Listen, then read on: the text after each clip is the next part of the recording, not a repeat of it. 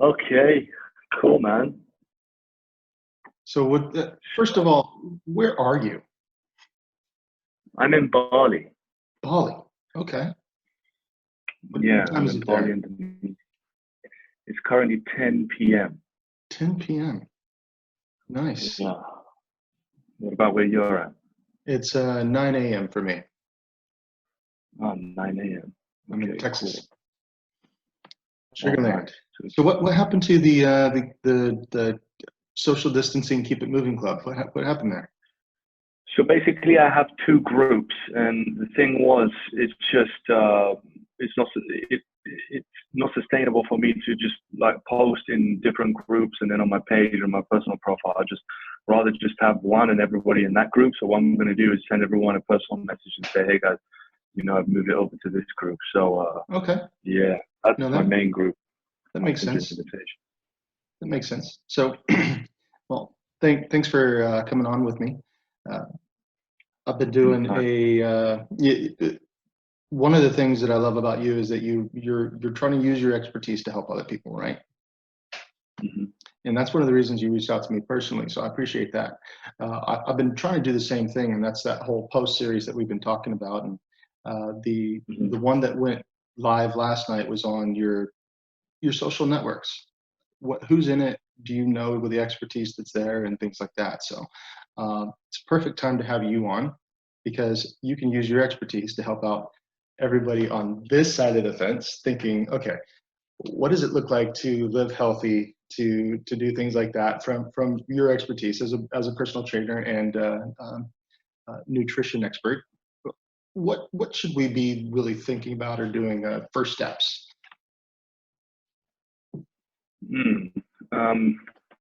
So the first steps would be to get in more steps. To just increase your activity level throughout the day. So I keep on bringing this chart up, which is total daily energy expenditure. So basically the amount of energy that you burn on a daily basis. Now, what we want to do is create a deficit in terms of, when it comes to our nutrition. So we want to be consuming less calories than this actual number. There's a way to figure out this number, which you can send you a link, or you can use an app to figure that out. But what's going to complement that deficit is getting in our steps. And actually, if you look at the graph, a bigger percentage of your total daily energy expenditure comes from your activity levels. But a lot of people think that, workouts is, if I have to get a workout in, you know what I mean? You have to be consistent with working out all the time. And that's just not the case because, 10% actually comes from working out. The majority of the energy you expend actually comes from your activity level. So a lot of people are staying at home now. Understand that in some countries, you're not allowed to go out at all. Some countries, the US and UK, you're allowed to go out for a walk per day. So I would check on the on your smartphone and see how many steps you're currently getting in, and then set yourself a realistic target. On a daily basis. I would try or push yourself to get in, at least one walk.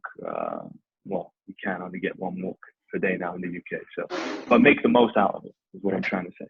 Yeah, here in Texas, we're not limited to how many walks we can take, but we went to one of the public parks here recently over the weekend. My son got out his mountain bike and he was running the trails while I was walking the trails with my other kids and my wife. And it was crowded. The parking lot was packed, and it was difficult to maintain that 6 feet that 6 feet diameter, which is great because a lot of people are just tired of being cooped up at this point. So getting those steps, it can be fun. So make the best out of it. From your perspective, let's say somebody's been pretty sedentary. For example, I sit in this chair probably 12 to 16 hours a day because I'm trying to really help and do a lot right now. So somebody sedentary like me right now, where should we start from a minimum expectation of steps? So I would say this. I would put a post-it on your desk with bold captions and say, whenever you whenever you're on a call, stand up or just try and walk around the room a little bit. And if you put this post-it, if it's bright, if you're somewhere you can see it, hopefully, well, technically it should act as a visual cue to trigger you. There we go. Yeah, to trigger you to take action. And, you know, over time, that will, well, if you do it enough, that will turn into a habit. But we need these visual cues because they're the greatest catalysts when it comes to human behaviors. Okay. But I say to people, you know, leave your running shoes by the door. That's another, you know, visual cue that can act as a trigger. The light, for example, you know, we were taught from a young age, we saw people switching on the light, and, you know, we kept switching on the light when the room was dark. And now when we go into a light, it's just become automatic. So we're trying to go about this the same way as we go about, you know, flicking on a light switch or brushing your teeth, for example. It takes time. It takes practice like anything else. It's a matter of just putting in the repetitions, but these visual cues definitely help.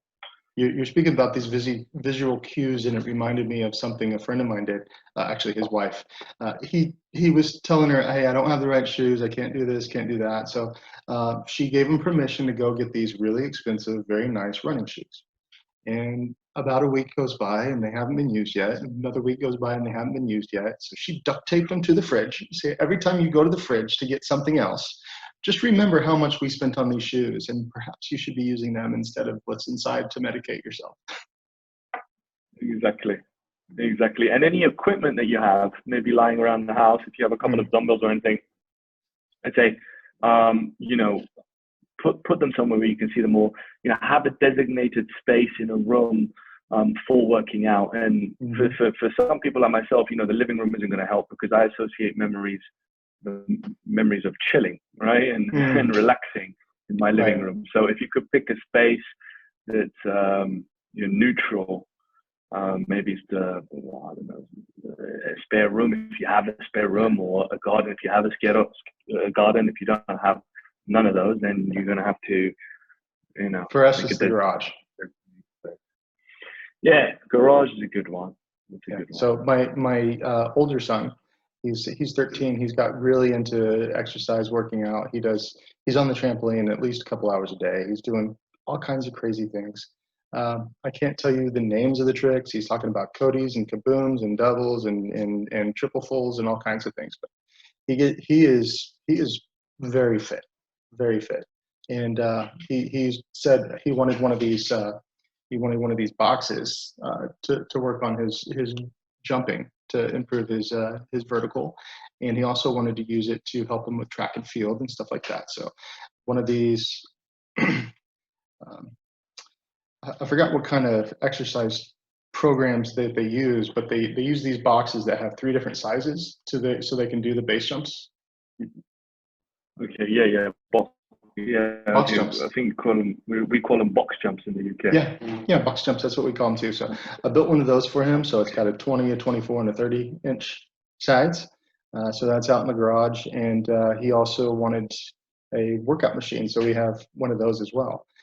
And luckily for me, I had a 50-inch TV out there, so I can just go out there and walk on the treadmill. But I don't. That's the problem. I just don't do it. So how do people like me find the motivation instead of living right here, thinking, hey, there's a lot of expertise that I can help them to get them out of the current situations that they're facing and help them? How do I get motivated to actually think about me on occasion and make sure that my health is still priority? Well, the thing is with motivation, a lot of people think they're lacking motivation.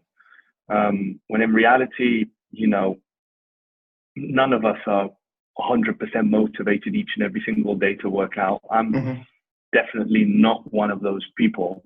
Okay. So, you know, we have to set ourselves realistic expectations and not think that, oh, we're just going to be motivated or something can get us really motivated. I mean, there are certain rituals that you can put into place before you work out that will help, such as, you know, having caffeine or listening to your favorite kind of workout songs to get you in the flow and in the state of things. There you go. That definitely helps myself. And, you I remember myself used to watch, your motivational YouTube videos and listen to people like Greg Plitt. I know he used to be a big fitness guy in the States, and a couple of other guys, Joe Rogan, Elliot Hulse, when they come up with this motivation kind of compilation. Can get up and go, and these different things. And this helped me. This helped me to a certain extent. But sometimes it just didn't. What helped me was having someone accountable, holding myself accountable to someone, and that person pushing, saying, Dino, come on, doesn't matter how you're feeling, you still need to keep going. That helped. But another thing that you can do is, what's the word now? What I'm looking for? Basically, commitment devices. So commitment devices are basically, well, there's the mythology with the Ulysses, and he tied himself to the mast of a ship when I think the songs came on, or the tunes came on, he wouldn't steer and crash into the rocks. So he got his sailors to tie himself. Yeah, exactly. Yeah. So it's kind of a similar thing. So committing to something you can invest in, like I said, equipment, or you can invest into a program, a coach. And just saying this because I'm a coach, but it's what helped me. You could also say, for example, nutrition. You could bring less junk food into the house, or bring, say, for example, foods that are separated into individual packets, so you don't, go through a whole entire tub of Ben and Jerry's. Instead, have individual smaller things of ice cream. And the thing is, a lot of people think that disciplined people or people in shape, they have this rare strand of DNA, or they have amazing genetics. And yes, a lot of them do have good genetics, but at the same time, they just spend less time in tempting situations. They're no different than anybody else. So it's almost like a recovering alcoholic. You just stay away from the bar. Yeah, because, another story is the soldiers in Vietnam, right? US soldiers, they were doing a lot of heroin in the war.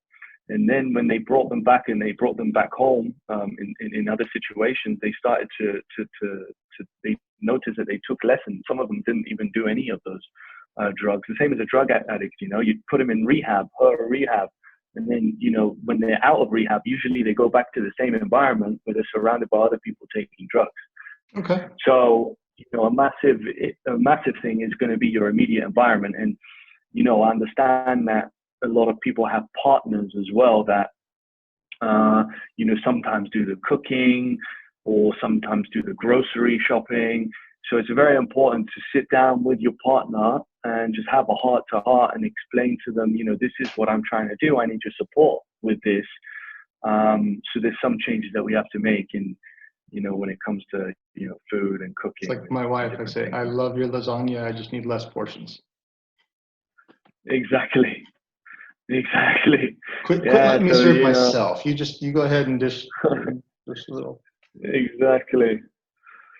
So yeah, I think it comes down to trying to create that friction when it comes to the habits that you want to get rid of, so they become very, very, very hard, and just redesigning your environment at the same time.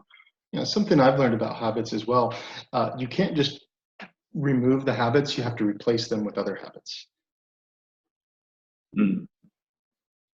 So, it's a good idea probably for me to, whatever I associate certain habits, whenever I accomplish something, instead of looking for a literal cookie, I can get a figurative cookie and go do 20 press-ups and get more of my endorphins flowing and get even a better chemical.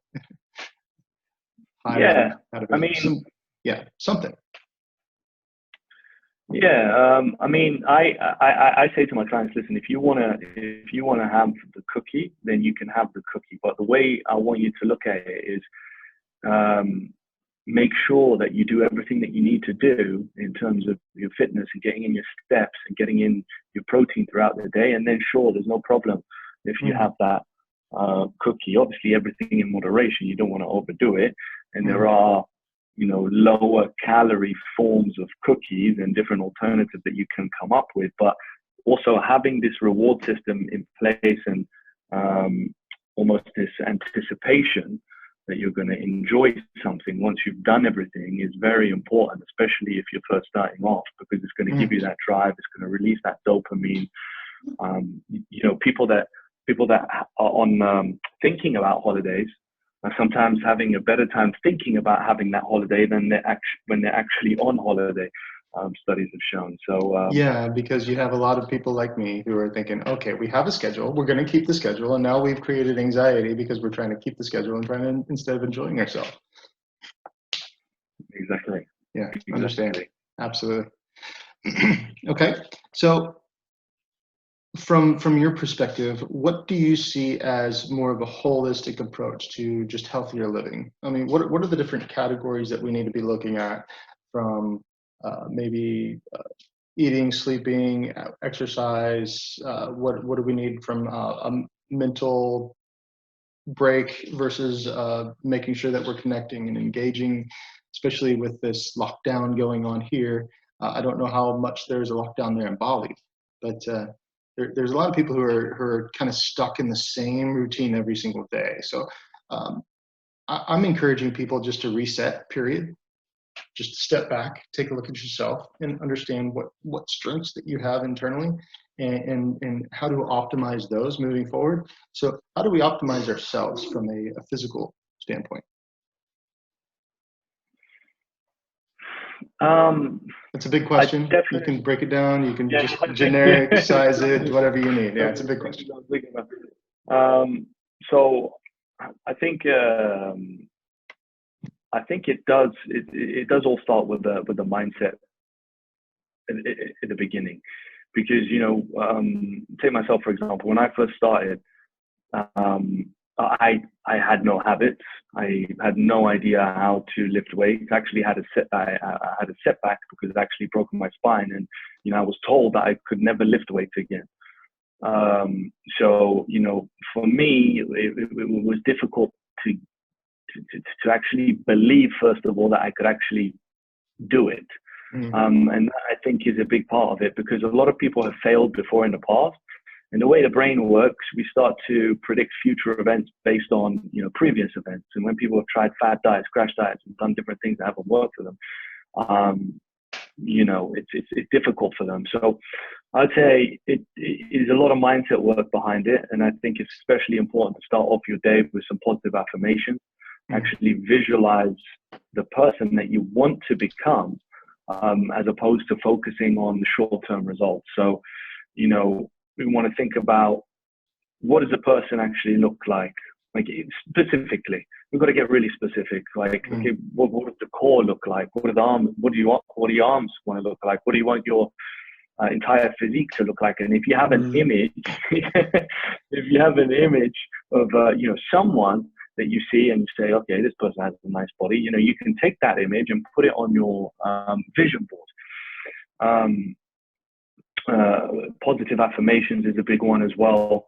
Saying to yourself, I am capable, I can do it, looking in the mirror. And a lot of times people don't like what they see, and instead of, I know it's hard, and it's a process of unlearning a few things, but whenever your mind does drift away and you start thinking these thoughts, I think it's very important.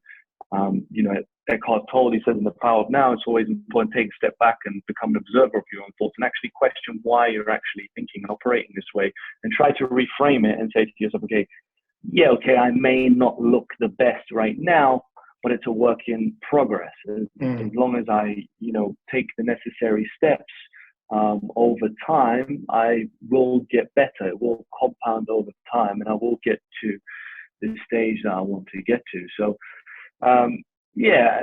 a lot of it starts with the mindset side of things, and then obviously, tuning into, again, positive, because it's very easy right now to switch on the media in the morning and read into, the virus and all these different things, and it can throw us off track. It can make us, I've been there, right? And Right. I wasn't able to work out properly. I was thinking of other things. Oh, what's going to happen? All this uncertainty. What am I going to do? Like business as well. A lot of people are struggling with business right now at the moment. Yes, absolutely. And, one saying I'll always remember: you can't control a lot of times things that happen to you, but what you can control is the present moment. Breath work and meditation, come into play with this as well. I think it's very important to try and become a little bit more present. I know it's really hard because a lot of people have so many things going on. I can't begin to understand, people with, a lot of kids and all these different things. But, I try my best to explain to people that you do have to take some time to yourself and become aware of your own thoughts and understand where, or think about where you want to go for this. And usually that time for most people is only in the morning before they start their day. So that's the first part, and nutrition side of things, I think is very important to fuel your body with nutrient-dense foods.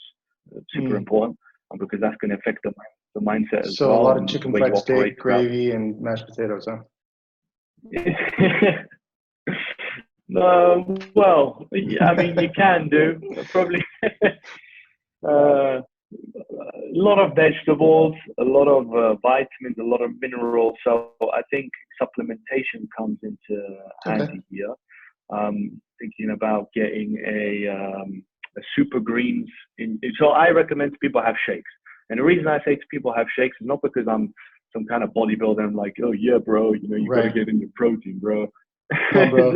It's not about that. It's more so, getting a good hit of micronutrients in the morning, anti-inflammatories, adding turmeric, ginger, super greens, chia seeds, flax seeds, essential fats into your shake with a good kick of protein, of course. And that's going to also, set you up for the day. And then you're not thinking about having to get all these things throughout the day as much if you have this in the morning.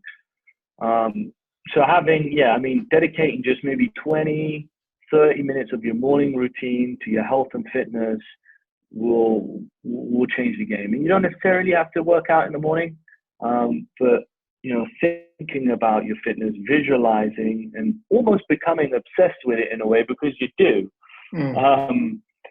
It will put the mind in the right place, and your subconscious can lead you up the hill instead of down the hill into your own path, into your own old path. Understand, if you like. So you were talking about body image, and I've been rocking the dad bod for a while. And the thing about the dad bod is when you keep making unhealthy choices, you're not going to be around long enough to go from a dad to a granddad. So that's really where my mindset is right now. How do I become healthier to create some longevity, create some healthier living styles and things like that? I'm not looking to put a big body poster of Dino up so I can try to become that. Because first of all, if I put a poster up like that, my wife is going to start having questions about me. Secondly, that's not really a realistic target for me. So just a healthier lifestyle. I've always had bad joints, so I definitely need to increase my stabilizing muscles. I've known that for quite a while. So that's been on a target of mine and things like that. So if you're up for it, what I'd like to do is start making more of like a 15-minute spot once a week, just to have you on. If this time works for you, we can do it again, and just maybe do something a little bit more strategic, a little bit more intentional, instead of random questions everywhere, and touch on a topic by topic basis. Something that I really enjoyed previously was you were talking about your charts earlier about how where your intentionality goes. I love the toilet paper model. If you can kind of walk us through that, maybe let me ask some questions on that. We can just start with that first next week. What do you think? Sure. Yeah. You mean if you take one piece of paper off, it won't have a massive. No, when you're talking about the effort and the intensity, Oh, you were talking about 10%. Only 10% of your activity level should actually come from a workout. And so when you did that toilet paper model and you have the pyramid rows, you can actually visually represent with something that everybody can relate to right now. Toilet paper. This is the biggest currency right now, right? All the real estate agents are saying, hey, you want to increase the value of your house? Put 4 dozen rolls of toilet paper on the front porch. Right? You really get the attention on your house. So the toilet paper model, or you can use anything you want, but I thought the toilet paper was a good idea. Just showing that from a visual aspect, and maybe just talking us through that. Maybe we can just start with that little quick spot on that. Quick spot on the next week on maybe nutrition. Quick spot on the next week about first steps here. Sure. Yeah, I'll send you over some topics that you just mentioned. Joint health. Actually, funny you mentioned that, because I just did a video and was doing some research into that, and I think that's the big one. I think a lot of people, suffer with a little bit their joints are a little bit cranky, but there are things to make that a little bit better. But yeah, I mean, we can go through a bunch of things. I mean, yeah, I'll be more than happy to. Assuming that you're coaching, because you're in Bali, you probably don't have a whole lot of clients there locally. So you do a lot of your coaching virtually. So maybe we can. Oh yeah, it's all online. Yeah, maybe we can get some more attention to you as well in the process. Sure. Yeah. Sounds good. Help each other. Sounds good. Well, I appreciate your time today. I want to respect your time. I know it's 10:30 p.m. there now, and you probably have some sort of evening ritual that helps you wind down, and I really need that in place, because one of the biggest challenges in my life right now is sleep. I talked about being sediment too long, but sleep's even worse. So there's a lot of things that I know I need to work on, and quality time with the family is also another one. So I'm trying to develop my own priority list and my own new habits in this new normal, and I'd love to work on that with you. Absolutely, man. Absolutely, we can go through that. That's a big one, actually. Sleep is a big one. A lot of people overlook sleep, but yeah, we can go through that in more detail. Well, I appreciate you. Have a great week, and I'll look forward to your list, and we can just talk about that in a little bit more detail, and we'll get something going again next week. Nice one, Travis. Yeah, appreciate you. Take care. Bye. Yeah, you too.